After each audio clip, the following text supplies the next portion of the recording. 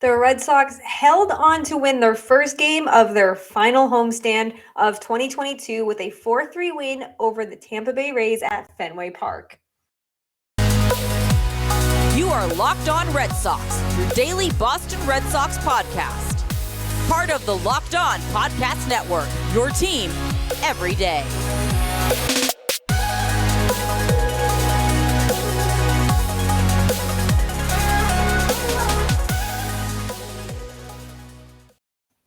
Happy Monday. No, happy Tuesday. Tuesdays are my Monday. So happy Tuesday. Welcome to the Locked On Red Sox podcast. Thank you for making Locked On Red Sox your first listen of every single day. I am your host at NESN's Lauren Willand, flying solo today.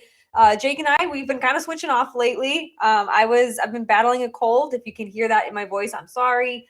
But he's been really killing it for me, and I'm very grateful. But today we are going to chat about the 4-3 win, and we're going to look at Matt Barnes and just how good he's been since the All-Star break and just kind of since he's come off the IL and just kind of reinvented himself. And this is the Matt Barnes that we've needed to see for a long time.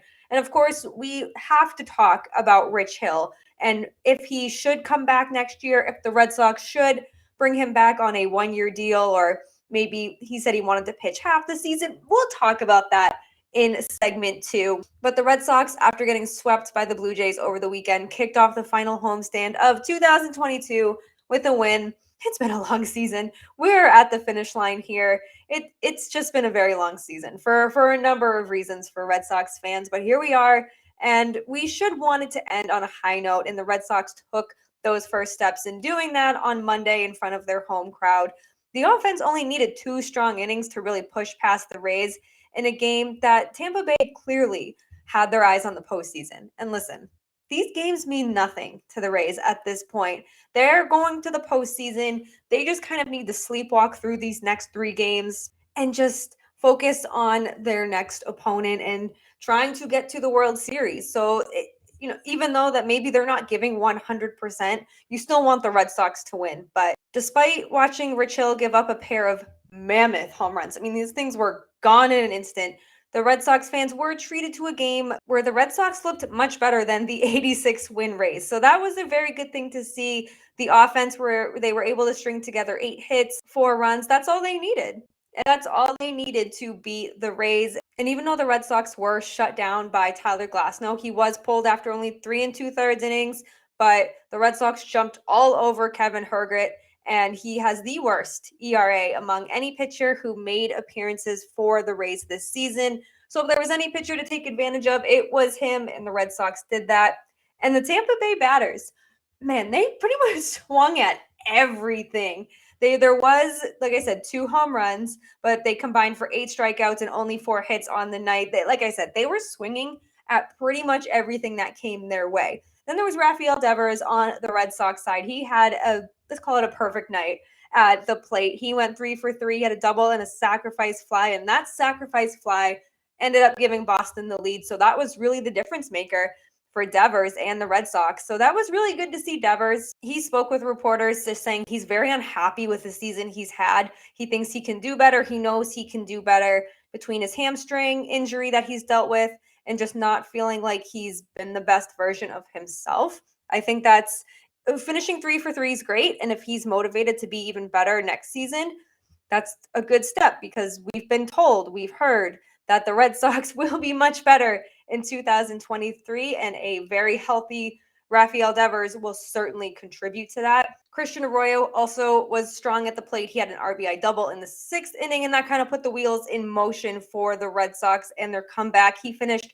1 for 4 with a pair of RBI, so that was good to see as well. It's just fun to see these guys contribute, even though there's nothing on the line. You obviously want to see the Rafael Devers, as Xander Bogaerts, who did not play Monday, but is in the lineup for Tuesday, which is good news. You want to see everyone just contribute, whether you know they're coming back or not.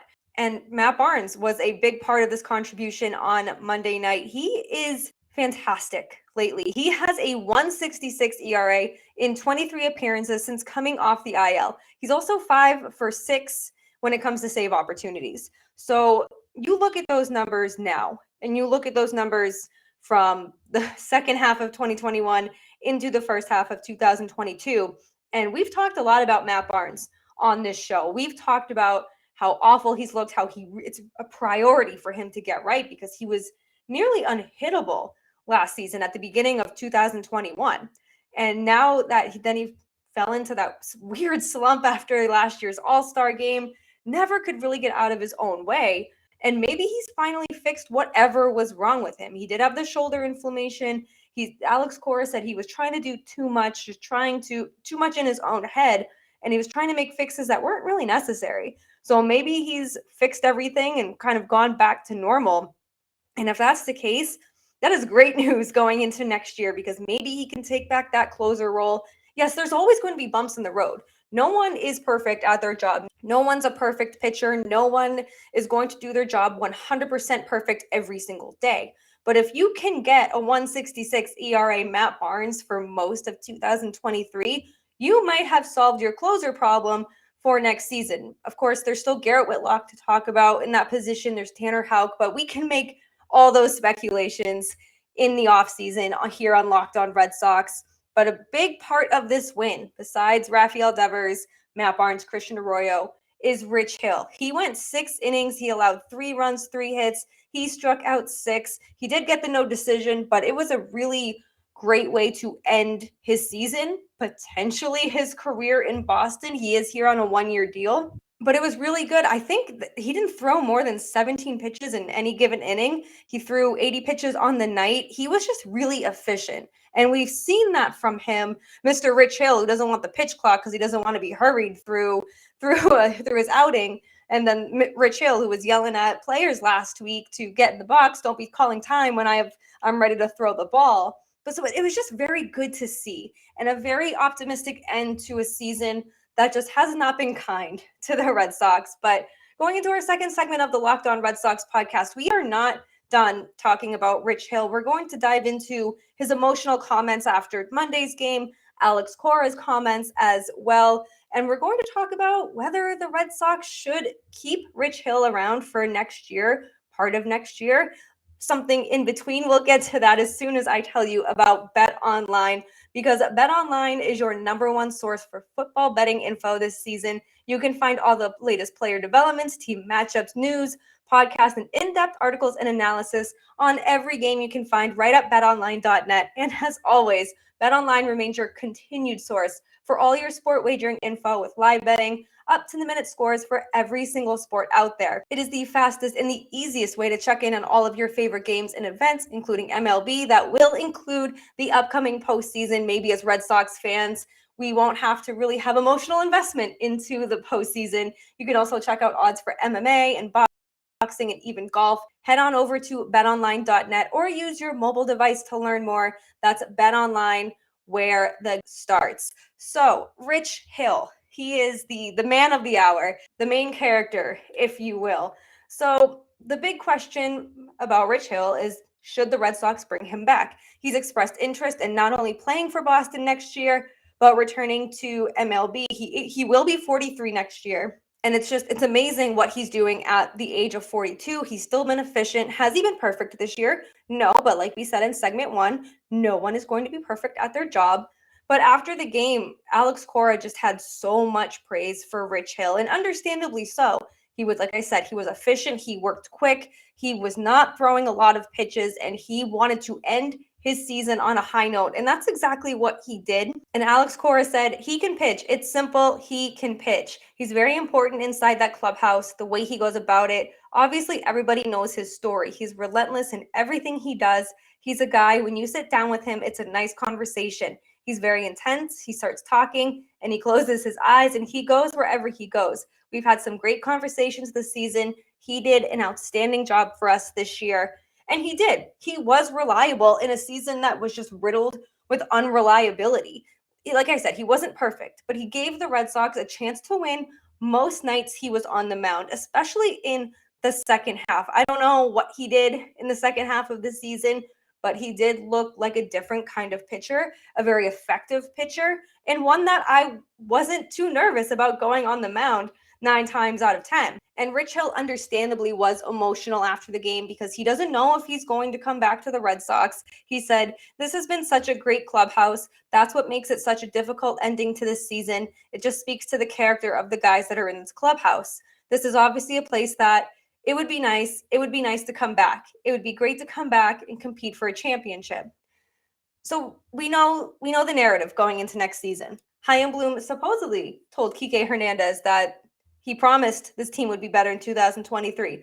Alex Cora said he'd be willing to bet that this team would be better in 2023. So that makes me believe that there are already conversations being had internally about making this team more competitive, more fun, better to watch, putting a better product on the field than we saw in 2022. Because it was not fun this year. It was ugly. It was very ugly at times. I think June was the most fun we had this season because after that, it was just a hodgepodge of injuries, COVID, more injuries. It was just ugly. So with Hill on that 1-year contract, obviously he's made his final start. His season is over, and it makes you wonder, should the Red Sox bring him back? And I say this with no ill intent and no ill will toward Rich Hill. I say no right off the bat because there are bigger priorities in the offseason that the Red Sox need to figure out. First thing on the docket should be re-signing Xander Bogaerts, making sure that he does not go somewhere else in the offseason. That needs to be your number one priority. And your number two priority needs to be your bullpen. That bullpen is a disaster and a half, and it's just filled with guys that you're just like, either who is this person? Why is this person in? Not this person again. That's like the three kind of main things. And then just Matt Barnes and Matt Strahm, where you're like, okay, things aren't so bad. But I love Rich Hill. I love his story. Obviously, he's a local guy. But I just think where the Red Sox want to be next year, they should really put their focus on truly bettering this team. Does Rich Hill make a team better? Yes, I think at the end of the day, he does, because he does have a big veteran presence. You know, he's been around for a while, but the Red Sox are on thin ice. Well, I shouldn't say the Red Sox are on thin ice. I feel like Chaim Bloom, the front office, they're on thin ice with Red Sox fans because they want a better team in 2023, and they deserve a better team in 2023, especially after this mess of 2022. And Rich Hill has made comments about maybe wanting to pitch half a season in the second half of the year. Maybe if the Red Sox are in contention and maybe could add a depth piece in the bullpen, okay, I'll think about it.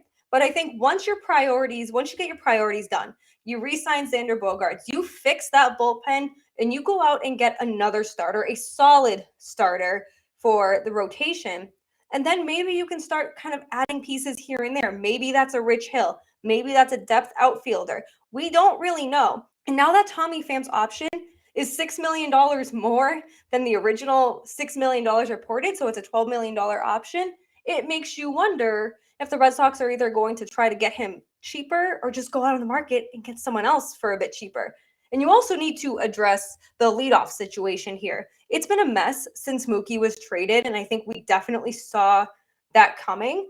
But the Red Sox just have way too many bigger priorities and bigger fish to fry for 2023 than thinking about bringing back Rich Hill right now. So right now I'm saying no, but if you can get Xander Bogaerts, you fix that bullpen, you get another starter, okay, let's talk about maybe where he fits in this team, if at all. But I don't think Rich Hill should be a priority for the Red Sox in 2023. I love the longevity of his career. I love like I said, love his story, love Rich Hill.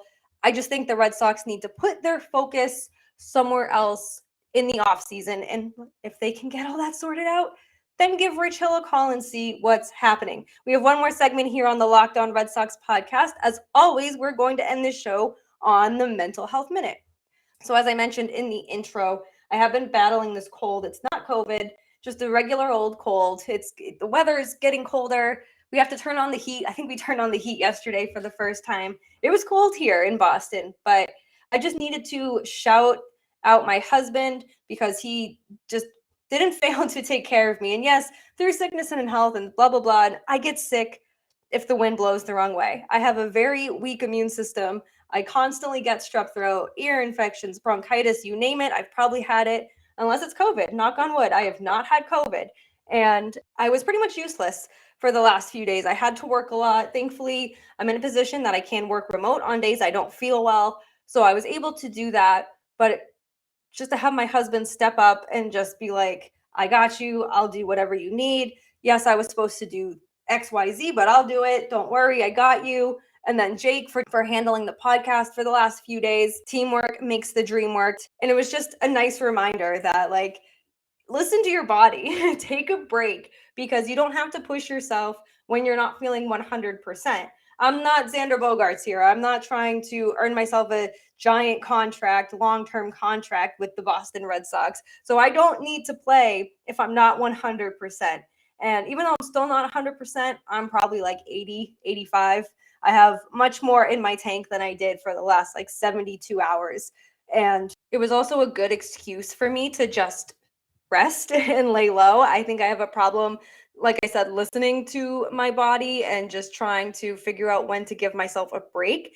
And I'm finally doing that. And I did it the last few days. I was able to kind of prioritize what was important to me. Obviously, outside of work, that comes first when I am on the clock. But just being able to take a smaller break for my body and just rest and kind of recharge and reset that social battery, the mental battery, the health battery, the most important battery. But the good news is that Jake and I will be back together soon. I know I told you that we'd be back Monday, but I completely blanked that I was working pretty much all day Sunday. With all Boston sports coming in back at full force, as the Red Sox are getting phased out, it becomes a bit more hectic. But just shout out to my husband, Derek. He is one great man. And a big shout out to Jake. Like I said, we have a lot of fun content coming for you in the off season. We have some interviews coming, just a very fun off season planned for a very kind of lame 2022 season. I don't know if lame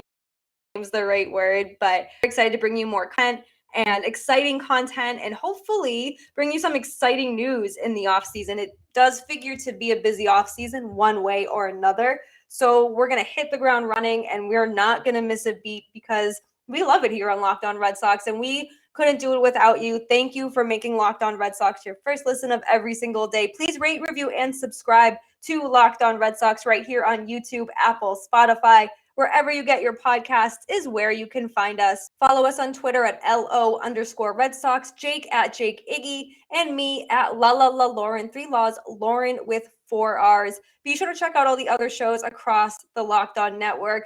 Locked On Yankees, Locked On Phillies. They're going to the postseason for the first time since 2011. So they are very excited over there. Be sure to check out those. Everyone does such a great job here at Locked On, bringing you your baseball content Monday through Friday. And now that you've made Locked On Red Sox your first listen, head on over to Locked On MLB to make it listen number 2. Paul Francis Sullivan, just call him Sully, brings you his unique perspective of major leaguers, both past and present, using his humor, using his insight, using his knowledge. It is a must listen. You can download it for free on the Odyssey app. You can find it here on YouTube. Just be sure to check out Locked On MLB. We will see you tomorrow. Let's win this series. Let's have the Red Sox, like I said, end this season on a positive note. We will see you on Wednesday. Until then, have a great day. And as always, let's go Red Sox.